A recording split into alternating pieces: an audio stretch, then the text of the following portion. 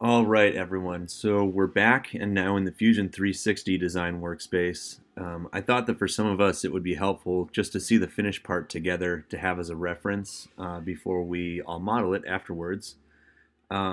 Breaking this model down into its basic elements, there's four major elements that that comprise this model. Kind of starting from the bottom, moving our way up. The first piece is the collar here. And now this is a tension fit collar that's meant to snap over the cap of the bottle of hand sanitizer. Since you can see here, it's not actually a full circle. It's going to have a little bit of flex to it to be able to accommodate different cap sizes, hopefully making this a more flexible design that will have applications beyond just dispensing hand sanitizer. Moving our way up the model, the second component here is the bracket. And let me actually get rid of, well, hide this piece here. We're going to hide the cam. So you can see here, this second piece is the bracket. And what this is really made up of is, first of all, our negative space to accommodate the gearbox of the servo, and then our hole pattern that's going to line up with the mounting points on the tabs on the actual side of the servo. Um, the third piece, I'll bring it back here right now, is the servo itself. And this is what's going to provide the pumping power to our cam, which is the fourth and final element. The cam, which is going to rotate to depress the plunger, dispensing the hand sanitizer as it rotates. Now, before we start modeling, I'm also going to quickly take you through a tour of this workspace just to kind of get you a little bit more familiar with where to find certain things as you kind of enter here for the first time. This is by no means an exhaustive tour of Fusion 360. So if you have questions on any of the things that I'm about to show you or want a little bit more explanation on something, feel free to just write in the comments and I can either respond to you directly or maybe include that in a follow-up video.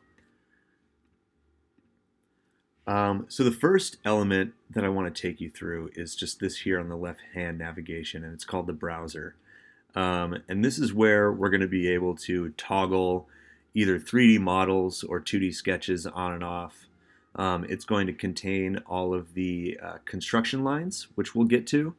It also contains our origin, which is highly important, as well as our document settings, like our units of measurement.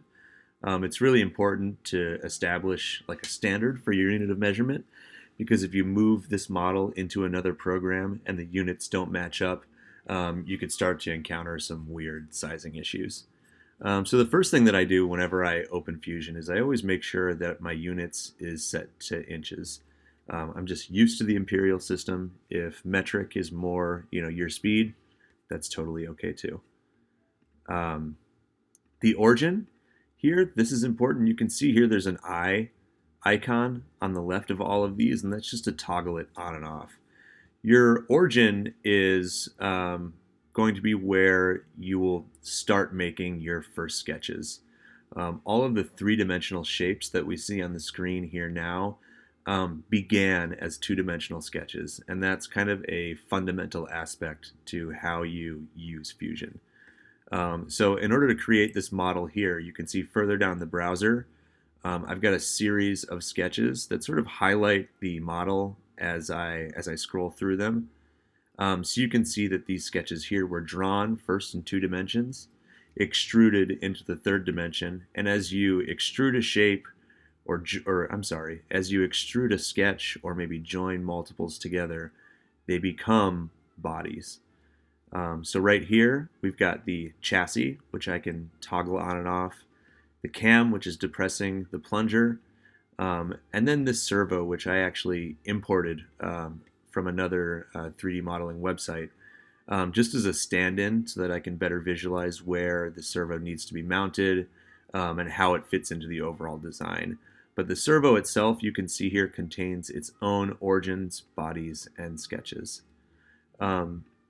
So this is a great reference area to kind of help you walk through the different sketches that you're using, the different 3D models that you've developed, and also to reference any other things such as construction lines and your origin. I believe I have some construction lines set up here that I can show you. Um, that dot that just came up there, for example, I used to find the rotational center of the cam. You can see here that construction line was placed at the center of the spindle on the servo. So that's the first section that I'll take you through. The second area that I'm going to take you through is this top hand navigation, and where everything is going to start for you in Fusion is from this Create tab. And this is how we basically start to create 2D sketches that combine into 3D models. When you start Fusion, the first thing that you're going to do when you're creating a sketch from scratch, here, let me actually just close all of this and then I can show you. So if we open a brand new sketch in Fusion 360, we're going to see something like this. This is our origin, like I mentioned before in the browser. And what we're going to do is we're going to choose a plane to start a sketch on. And so I'm going to create a sketch. And if I click here, you can see it referencing our cube here. Sketching on this face is going to put a sketch on the top. And so let's say, just for example, I want to create a rectangle. I'm going to come to Create. You can see all of these shapes here. So I'm going to create a center rectangle. Starting here, you can see the dimensions starting to fill out on the perimeter of the drawing. I'm just going to do 1 inch by 1 inch. Press Enter. And then you can see this icon up here in the top right corner called Finish Sketch. Once you're done with all the 2D sketching that you want to do on this first sketch, remember you can have as many as you like. We will finish the sketch. And then we've just used this first Create tab to build a 2D sketch. Second thing that we want to do is extrude that sketch. So I can either type E, or I can find it under this create area as well.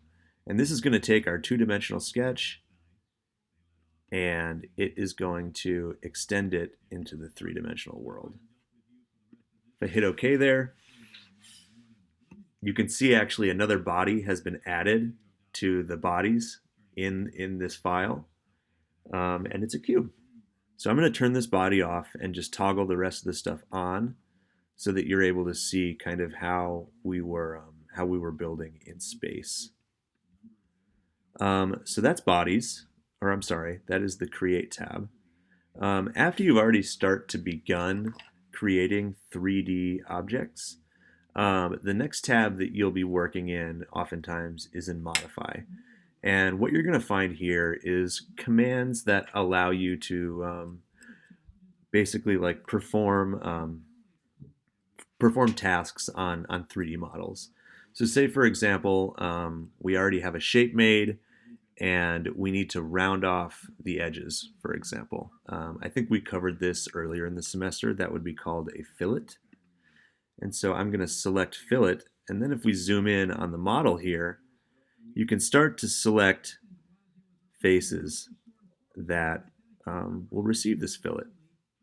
And it's as easy as clicking on the edge, clicking OK, and now you can see that we've changed this from a hard 90-degree edge to a fillet. I'm just going to back up really quickly. So those are the type of commands that we're going to find in the Modify panel.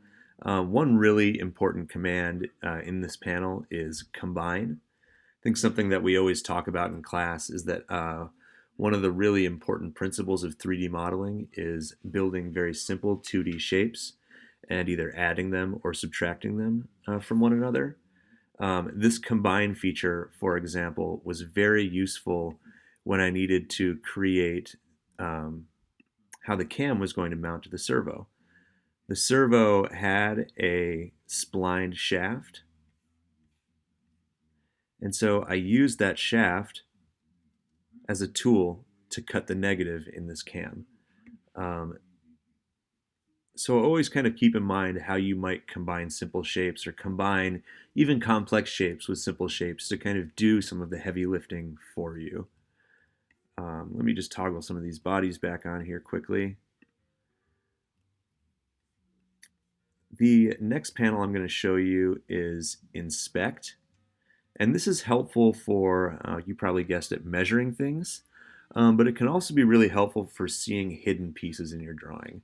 Um, so let's just look at the measuring function. I can come up here and I can select an object and you get a bunch of information about it here. You can see that the length, the circumference, is 3.312 inches. And this circle has a radius of 0.542 inch, diameter of 1.084. So this is helpful just as a quick reference. Sometimes you might need to move things in your model, or just kind of know the positioning of a particular body to another. What I'm going to show you next is called section analysis. This is particularly helpful if you are building 3D models that have any blind geometries to them. And a blind geometry would be an area of the sketch that's just completely obscured. So if I open, let me just open up another sketch for you very quickly to kind of illustrate what I am talking about. So I go home here. Sorry about that.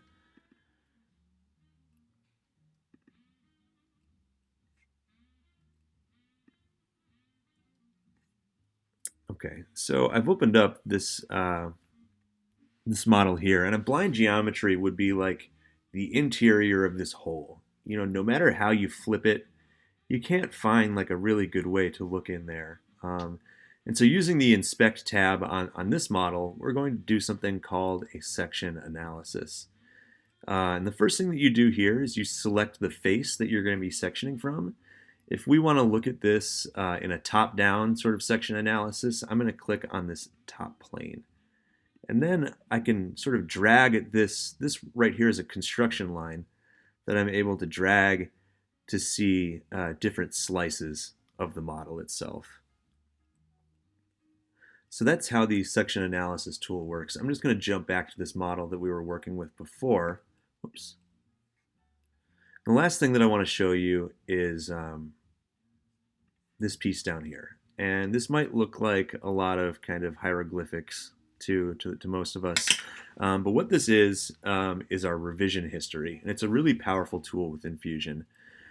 Here, you're able to look at every single command that you do in this file. So I'm able to look at sketches that I make. I'm able to look at movements that I've made to 3D objects, different modifying and creating commands. But the really powerful aspect of this feature is being able to redimension things after they've already been made. Redimension 2D sketches after they've already been made into 3D objects. Let's say, for example, this bracketing area didn't work out for us. The servo wasn't fitting properly, and we needed to modify part of that geometry. What I can do is I can go back to that sketch in the history, and I can edit that sketch. And so right now we're editing the sketch that allows the servo to fit onto its bracket. And so I'm going to remove the servo itself, and then we're able to see this drawing itself. Maybe this opening was too wide. So for example, I'm going to use a command called sketch dimension. I just pulled up this shortcuts tab here. Sometimes it's pretty easy to get lost in Fusion, and you might be looking for something under modify where you should be looking under create. And so I like to use this shortcuts tab that you get to by pressing the S key. So I pressed S, and now I'm going to look for sketch dimension. And you can use that to redimension aspects of your sketch, whether it's where a hole is relative to the edge of the drawing, or say, for example, the width of this negative space, which right now is 0.48 inch. Let's maybe make it 0.4. You can see how that automatically resizes. And as we finish the sketch here it's actually going to remodify the 3D model that's generated from that sketch. So you can see how it's really, really powerful functionality. If you make a mistake, you can always go back in your revision history to kind of edit what you've done. So I'm going to get back out of here and get back to our model. Okay, so this is about the end of this video. Really what I wanted to do was show you the prototype that we had come up with, kind of break down how we got there, and start to discuss, where to find certain commands within Fusion 360. The next video I'm going to make is actually modeling this piece from scratch, and we're going to talk through all the different operations required to produce this piece. So if this was a helpful video for you, please stay tuned for the next video. And if you've had questions about any of the things that you've seen in this video or otherwise, please be sure to leave them in the comments, and I'll get back to you as soon as I can. Again, hope that you've enjoyed this video, and I will talk to you all soon.